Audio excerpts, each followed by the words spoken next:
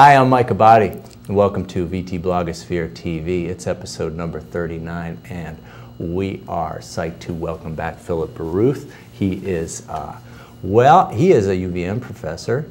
He is also the publisher of Vermont Daily Briefing, which won the 7 Days Best Blog Daisy Award so many times. You took yourself out of contention, right? You said, "Don't vote for me." Yeah, I mean, there were a couple different reasons, but yeah.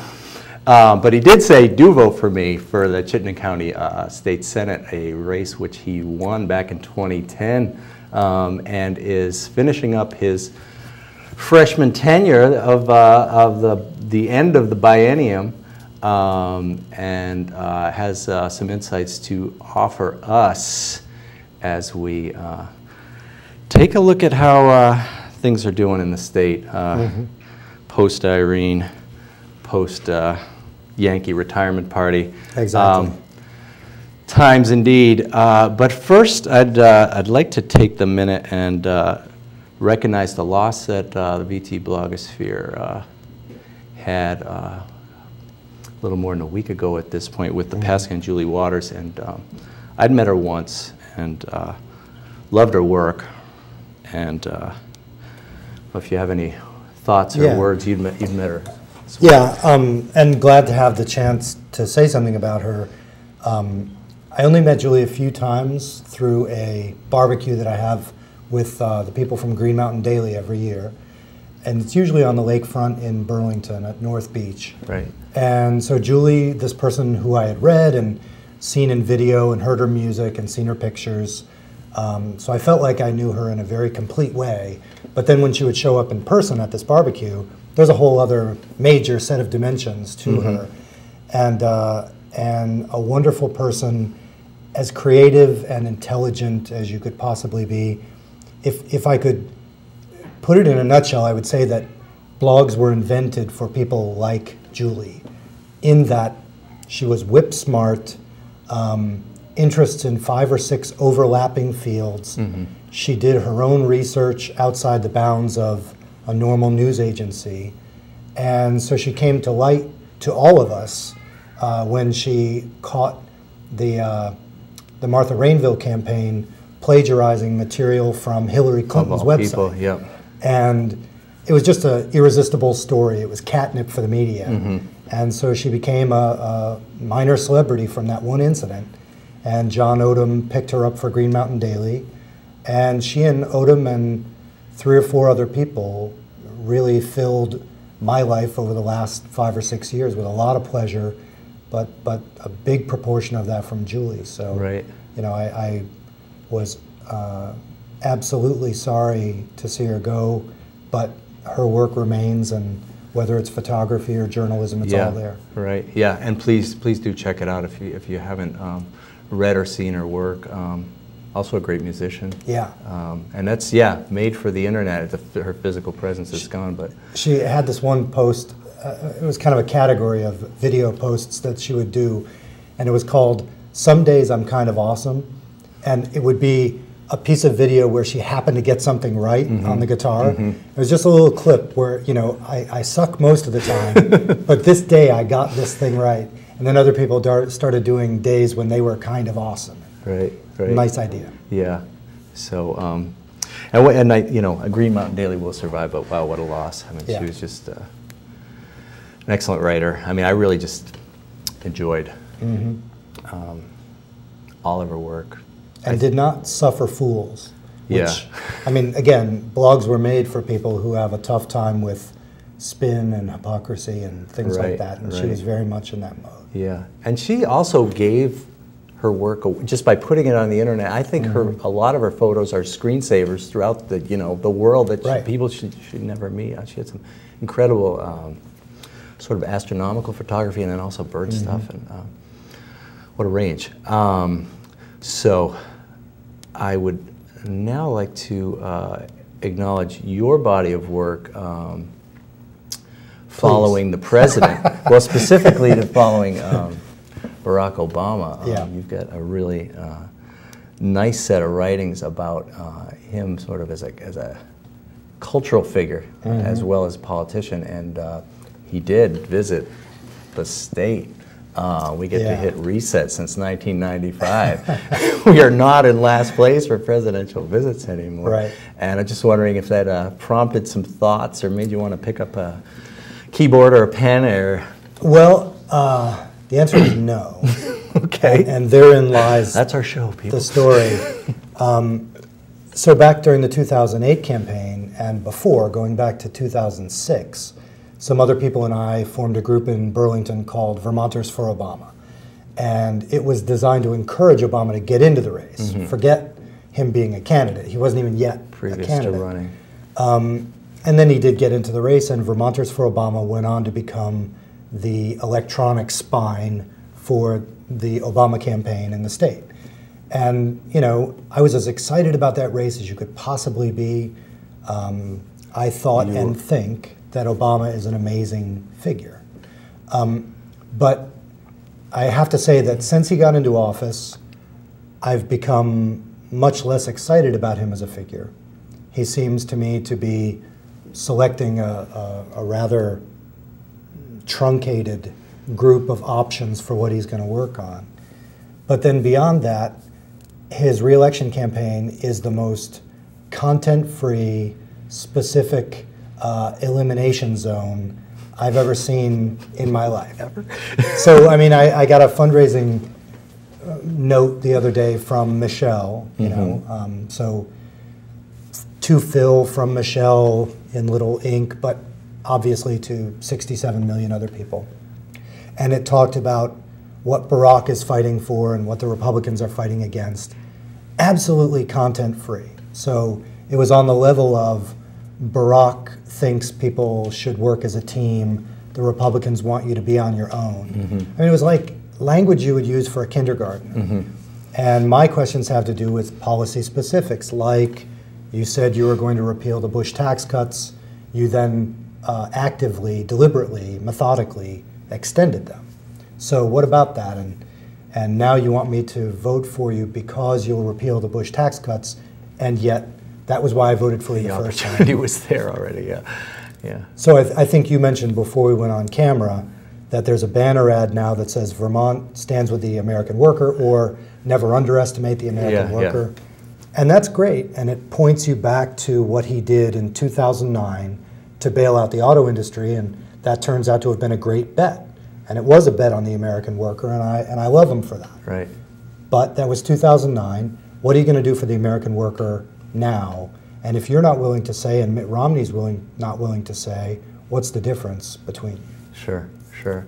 So you did not, I know they shut the legislature down early that day, and probably there was a parade of people that went, but you... I would have gone if it was, you know, Bill Clinton came and did an event at the lakeside in Burlington, and people could go, and this was when he was a candidate, and they could go and they could sort of sit on the grass and listen to a guy who might be president. Right.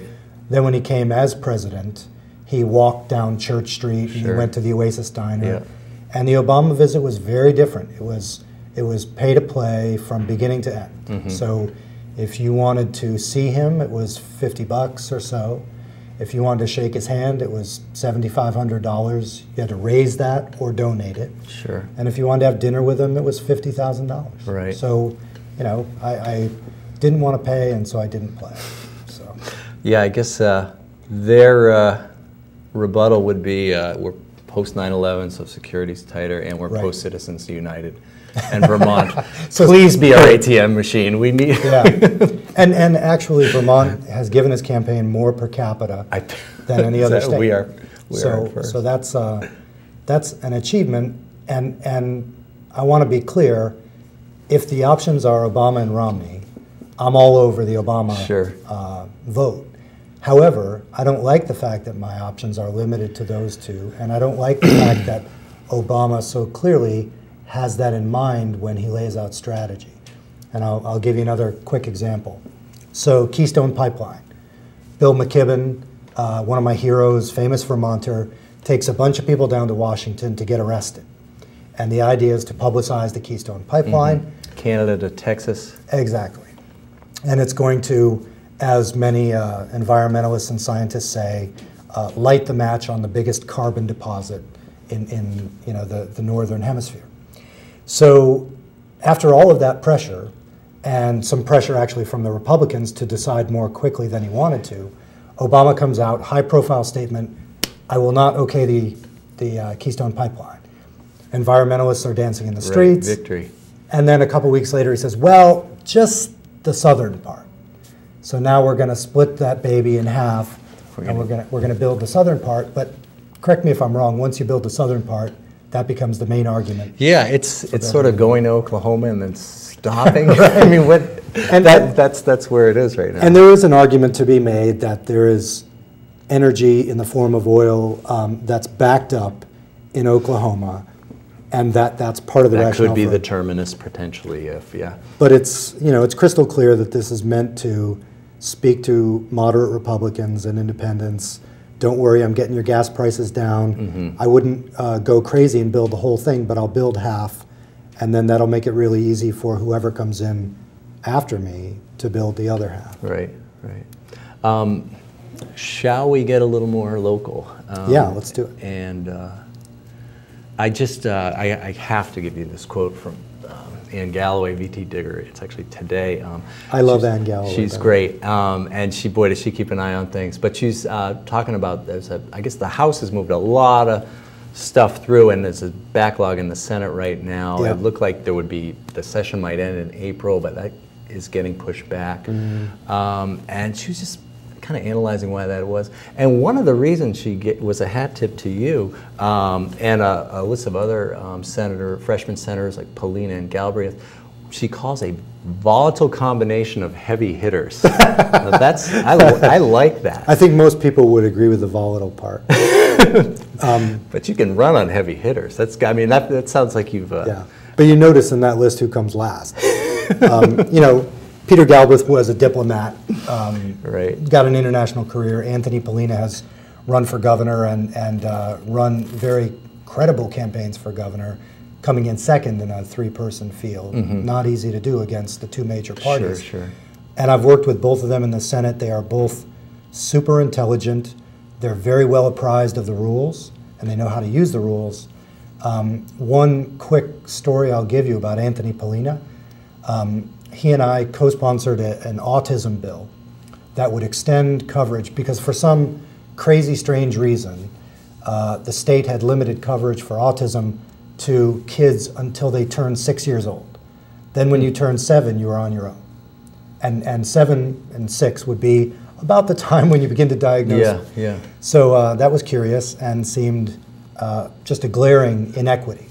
So this bill is put forward, and Anthony, very quietly in his own methodical way, begins to move it through the Health and Welfare Committee. And even though he's told again and again that it's impossible, it costs way too much, it'll break the bank, don't promise anything to anyone, he builds this very big coalition behind that bill.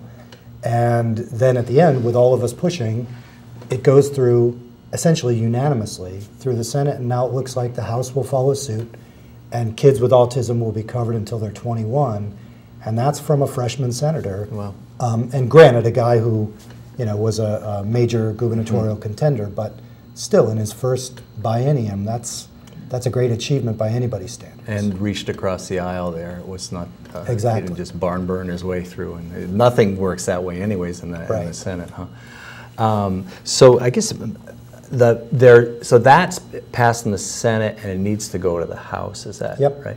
And then on the other end, there's a line of things that the House is taking care of. What are the mechanics there? How is that? Yeah. Well, there's this magical date called crossover, and everything that's going to move from one chamber to the other has to hit that deadline. If it doesn't, the Rules Committee in either chamber can and often do stop it and hold it until the following year, theoretically. Okay. Although sometimes if it's a bill that leadership doesn't like, if it doesn't meet crossover, it just vanishes. So the House passed a child care worker unionization bill last year, and even though they passed it last year, it was judged not to have hit crossover last year. And so it was held in the Rules Committee until a long time this year, until it was let out. And then it's had a sort of checkered history since then. Okay. But if, it's fair to say if leadership doesn't like a bill, there are ways for it to be killed and delayed. And I think that's a big part of what's going on in terms of the slow pace of things in the Senate. Right. I just think there are much fewer senators. I would think the House would be the herding cat's place. Well, I mean, in defense of the Senate, I think that what we have to do is we have 2 committees. In the House, they have 1. And so they work, morning, noon, and night on one set of concerns. In the Senate, you've got people who are trying their best to, let's say, chair this committee in the afternoon and work on this important committee in the morning, or vice versa. Sense. Right. And so people are, it's not that we work any harder than they do in the House, it's just that our focus is a little more spread. It's fewer people with more balls, or I guess the same number of balls, but it's fewer people. But then the other thing I would say is that Shap Smith he's a master at keeping his people moving in one direction and in scheduling and moving things in a methodical way. And that's the way the House works. I don't think it's ever been the way the Senate works because people are much more independent. Mm-hmm. But we have a more free-form thing going on this biennium. Mm-hmm. Now, your 2 committees are Education and Agriculture. That's right. And you introduced Bill 121, Senate Bill 121, to deal with student debt. In part. Okay. Do you want to? So this is one of your first authorships of a bill? Yeah, actually, that was one of my first 2 bills. How does that work? I mean, it must be much different than writing a novel. I mean, do you have to like call a lawyer first, or I mean, just the sort of authorship of a bill? Yeah. So there's something called legislative counsel. You go to them. It's a team of lawyers, and they have different specialties and different committees they're working for. And literally, you say, "This is my idea." They ask you some questions, you have a conversation where you flesh it out, and they produce a draft, and then you take it through however many drafts you feel are necessary before you get it where you want it to be, and then you turn it loose into the biosphere of the building. And 121 was a bill that began with an idea from the governor for repurposing a windfall that was going to go into the Higher Education Trust Fund. And so one of the things that the Vermont State Colleges wanted to do with that money was to start an early college program. And what that would have been is high school students would have been able to get a year of college paid for, and it would double as their senior year in high school. Okay. So in a heartbeat, you cut people's tuition bills by 25%. Right. And I was very excited about it. My committee was excited about it. The Appropriations Committee was not so excited about it. And so they've basically, to my mind, they've killed that bill by merging it with another bill and creating, in effect, a 3rd bill that I don't support. Okay. So without going into the mechanics, my experience of the process is now that it's very messy and often unsuccessful. Uh-huh. So similar to on the national level, appropriations, like the health care bill doesn't just go through the health committee, it goes at it. Exactly. That's the money. So they saw it as, wait a second, that means the state colleges won't be bringing in as much Well, money. their main concern had to do with the fact that the early college program, in my envisioning of it, would have been picked up after this money from the Higher Education Trust Fund ran out. It would gradually be picked up by the Education Fund, because students wouldn't be taking their senior year at high school, so it seemed like if the state would have paid for their senior year in high school, it should pay for the year in college, which doubles as their senior year. Right, there is. They didn't like that idea. 12th grade tuition, basically. Right. Yeah. So what can you do? You go back to the drawing board. But you mentioned student debt. The most heartbreaking testimony we had in education this year was on the first week. We had students from the Vermont State Colleges come in, and they were wearing signs with their debt. Ugh. So you're looking here, and here's a guy with 80,000. Here's a person with 120,000. Feel the weight of that. And Sarah Buxton, who is a representative from the southern part of the state, she owes over $200,000 because it includes law school debt. And here's a hardworking young House representative, so she's not in corporate law. Yeah. How's she going to pay back 200 grand? Yeah. Yeah. Yikes. So I guess I think there was I think it was a Washington Post investigative piece where the sort of garnishing of Social Security checks after you've retired and to pay out to get your college. Yeah, I posted that. Yeah, that's you were my link to that. Thank you. I mean, their point was that people into their 80s are having their wages garnished for student loan debt. So in other words, these kids that have 80,000, that 80,000 debt or 120,000 debt, they may be paying that when they die. And to me, I've used the phrase before, and I think it's merited. That's indentured servitude. Yeah. That's not getting a college education. Yeah. Well, it forces career options too. I mean, oh yeah. You can't be an idealist. Well, you can, but you can chip away at that debt a lot slower. And then on the Ag Committee, I've noticed a few things in the House Ag Committee that are kind of fascinating. Could I just talk about something quick from the Ag Committee? Sure, sure. One of the best things about this session for me was that we got some action on migrant dairy worker rights. Licenses mostly? Well, we didn't get licenses. And just to explain for people who might not know, Vermont has about 1,500 to 1,700 migrant dairy workers from Mexico and Guatemala primarily. And these are people who are out on isolated farms. They work about a 10, 12-hour day, sometimes a 16, 18-hour day. And they can't go anywhere because they don't have driver's licenses.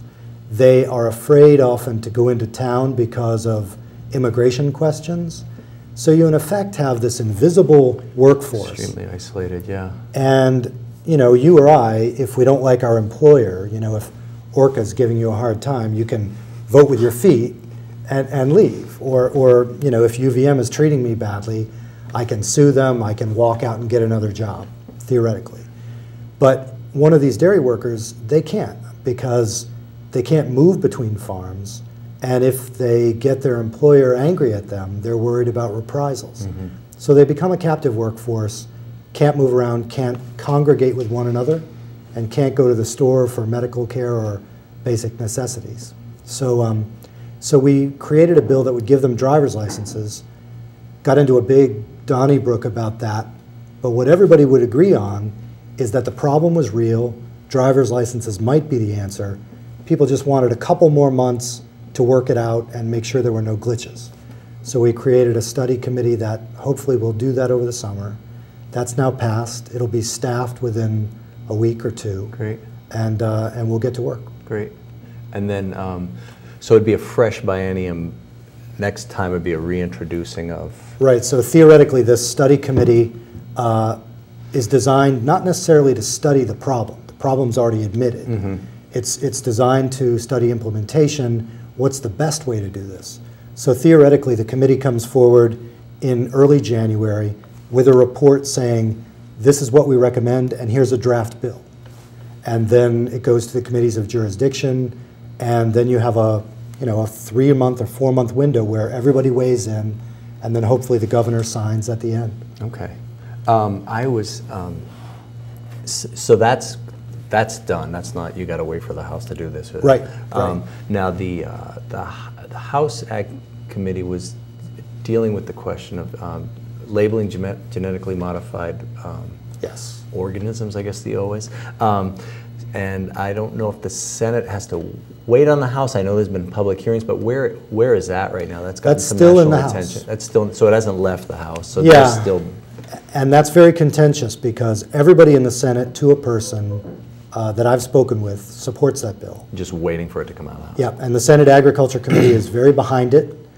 So, we were saying, give us the bill and we'll make this happen. It has not come out of the House, and, I won't speculate as to why that is. I will say that in the national media, they're now portraying Vermont, who is often the leader in these sorts of things, as having caved to corporate pressure. And true or not, that is the speculation that's out there. And Monsanto is an absolutely gargantuan and powerful company that threatened to sue Vermont. Yeah, I understand they have lawyers. Yeah. So what they said is, if you pass this bill, we will immediately sue you. and I'm the sort of person that makes me desire to pass it. That's right. That's right. This is a winner. What grounds do you have to sue us on? Yeah. But just, you know, I don't want to go on too much, but this really burns me. If you're a farmer and you go in for your GMO seed, you have to sign a release giving up control and proprietary interest in the seeds produced by your own plant. Mm-hmm. So in other words, you get this seed, you grow a plant, it produces seeds. You don't own those seeds because you've signed away the right. Yeah. They're not seeds, they're intellectual property, they're data.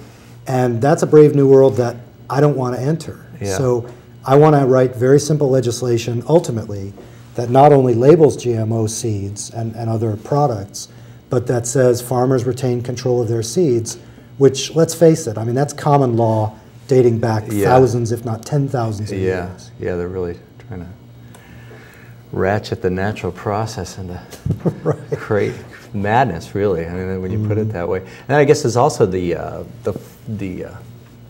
neighbor farmers having to contend with these and then getting sued. Aliens. And then getting sued because their crops have been cross-pollinated with these other crops, and so they are in effect growing GMO seeds and crops that they haven't treated like they stole it. Exactly. That is maddening. So, but the feeling. How do you do reconnaissance with the House Ag Committee? I mean, are they in sort of an isolated world, and you're in Iceland? You hope you come together. It's usually through the chairs. Through the chairs, okay. So the chairs have a line of communication open. Sometimes they'll go out to lunch or dinner or something. Okay, that makes sense. And I think where the House and the Senate work smoothly is where there's a relationship that's very easy between the two chairs. I gotcha. I also saw on the House Ag Committee there's a movement afoot to have Vermont not grade our maple syrup. Have you seen that at all? The way we do with A, B, and get to the sort of this international standard, because we shouldn't be saying grade B, because who would buy grade B for? Well, this is a, in the Ag Committee we spend a lot of time on things that other people often could care less about. We spend a lot of time on this question of the grades, and what it is that the Maple Syrup Manufacturers Association wants to go to an international standard so that they will be able to sell to other states, other countries, and other corporations that are looking for a uniform standard.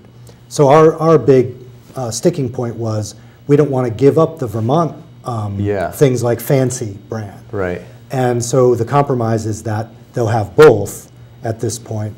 And theoretically, that will get the manufacturers what they want, but you'll still be able to buy the syrup according to what you're used to shopping for, like the word fancy. Okay. Grade A fancy. Okay.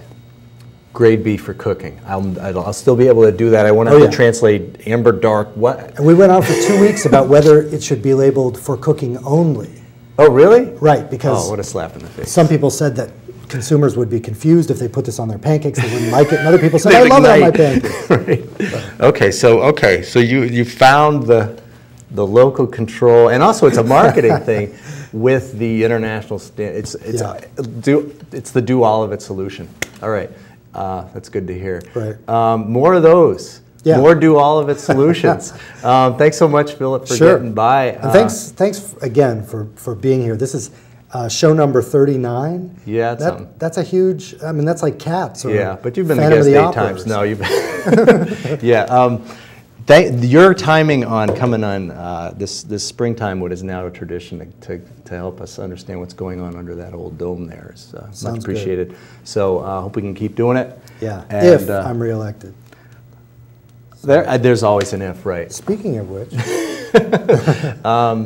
In Vermont we try to keep our campaign season, but it's but it is good luck in 2012, and good luck in the next couple of 3 weeks. We'll see how long it lasts. We had a short sugaring season, and it looks like you won't go into late May like last year, right? It was a late one last year, huh? No, I think we got out like mid-May. It'll be a lot like that again, probably. Yeah, probably. Okay, thanks again, and good night all. Thank you.